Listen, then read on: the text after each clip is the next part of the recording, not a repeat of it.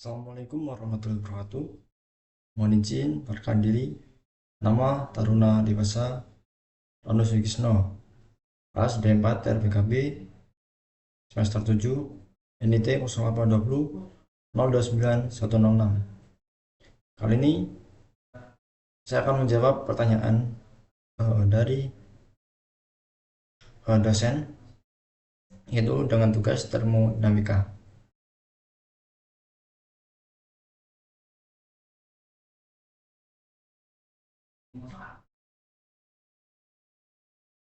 Itu dosen Dr. Betty Aryani STMT.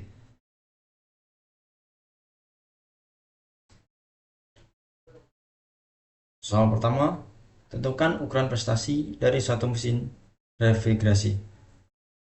Prestasi mesin refrigerasi diberikan oleh pabrik pembuatannya sesuai dengan penelitian dan hasil pengujian yang akan dilakukan. Dari data yang dilakukan, dapat diperkirakan karakteristik dari mesin refrigerasi lainnya. Tapi, dengan jumlah silinder dan kecepatan putar yang berbeda, ukuran prestasi sebuah mesin refrigerasi biasanya diukur dengan Coefficient of Performance atau COP.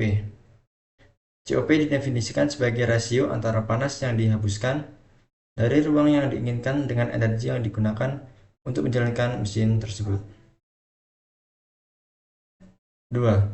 Apa yang dimaksud definisi dari COP Carnot, COP aktual, dan efisiensi refrigerasi? Jelaskan. Definisi COP Carnot yaitu Coefficient of Performance mesin pendingin atau pompa kalau reversible atau irreversible. Lalu definisi COP aktual yaitu bila panas yang dilakukan dari ruangan dingin dapat lebih besar daripada kerja yang dimiliki oleh mesin. Lalu definisi efisiensi refrigerasi yaitu mengambil panas dari ruang yang didinginkan dan mempertahankan ruangan dingin. Soal ketiga, apa yang dimaksud superheat dan subcooled pada sistem refrigerasi kompresor uap? Bagaimana pengaruhnya pada kinerja sistem? Subcooled terjadi karena proses pembuangan kalor pada kondensor berjalan dengan lancar sehingga membuat fase refrigeran yang keluar di akhir kondensor menjadi campuran antara cair dan gas.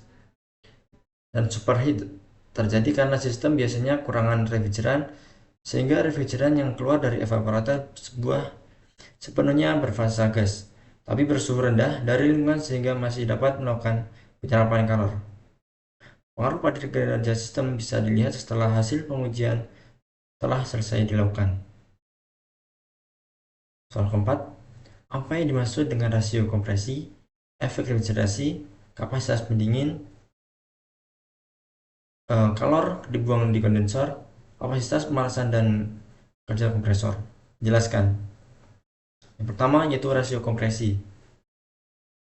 Jumlah kompresi untuk penguandaian data mentah.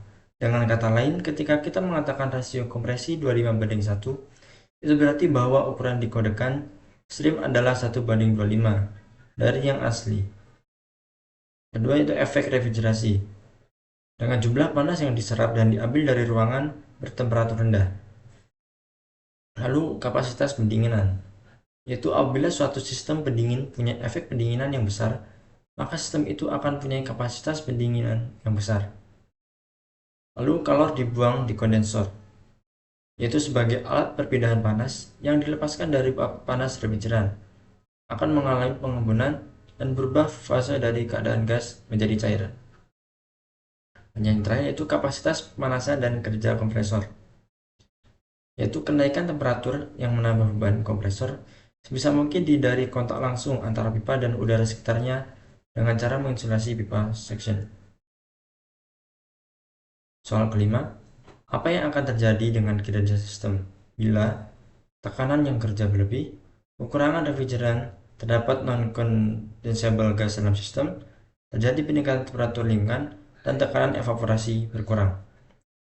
Jadi tekanan kerja berlebih yang terjadi yaitu kompresi akan mengalami overload, ditandai dengan naiknya tekanan kompresi dan tidak tercapainya temperatur yang diinginkan karena kenaikan temperatur evaporasi. Kedua, kurangan refrigeran yang terjadi itu kerja kompresor akan lebih ringan tetapi kapasitas pendinginan akan turun. Lalu terdapat non-condensable gas dalam sistem yang terjadi kenaikan tekanan kerja, berkurangnya efisiensi kondensor, dan secara keseluruhan akan menurunkan performa mesin pendingin. Yang D, terjadi peningkatan temperatur lingkungan, efisiensi kondensor akan berkurang. Hanya tekanan kondensasi akibat berkurangnya pembuangan kalor ke lingkungan sekitar. D, tekanan evaporasi berkurang. Yang terjadi itu kerja kompresor lebih ringan dan efisiensi evaporator akan lebih kecil. Soal ke-6, sebutkan fungsi dari kompresor. Fungsi kompresor sendiri yaitu menghisap gas refrigeran dari evaporator yang bertekanan dan bertemperatur rendah. Kemudian, memanfaatkan gas tersebut menjadi gas refrigeran bertekanan tinggi. 7. Sebutkan jenis-jenis kompresor. Berdasarkan konstruksinya, kompresor terbagi menjadi 3, yaitu hermetic, semi-hermetic, dan open type. Berdasarkan mekanisme kerjanya, itu terbagi menjadi 5, yaitu reciprocating atau piston, screw, scroll, rotary, and centrifugal. Soal 8. Bagaimana cara atau prinsip kerja kompresor? Di sini yaitu cara kerja daripada kompresor bolak-balik, yaitu dengan torak bergerak maju mundur dalam silindernya dengan panjang langkah atau panjang gerakan atau stroke sama dengan diameter silinder. Gerakan itu terjadi karena adanya poros engkol yang menerima gerakan dari motor listrik. Adapun cara kerjanya adalah ketika torak bergerak menjauhi katup, tekanan akan berkurang. Tekanan di dalam kompresor yang lebih rendah daripada saluran isap akan membuat refrigeran masuk ke dalam kompresor. Ketika torak mendekati katup, tekanan di dalam kompresor naik sehingga katup isap menutup dan katup buang terbuka, dan uap refrigeran mengalir ke saluran tekanan luar. Soal ke-9, jelaskan apa yang dimaksud dengan A. Piston displacement, B. Efisiensi volumetric, dan C. Clearance factor dari kompresor. Piston displacement adalah kapasitas mesin volume dari semua piston dalam silinder mesin pembakaran dalam, yaitu diukur dari satu pergerakan maksimum dari atas ke bawah.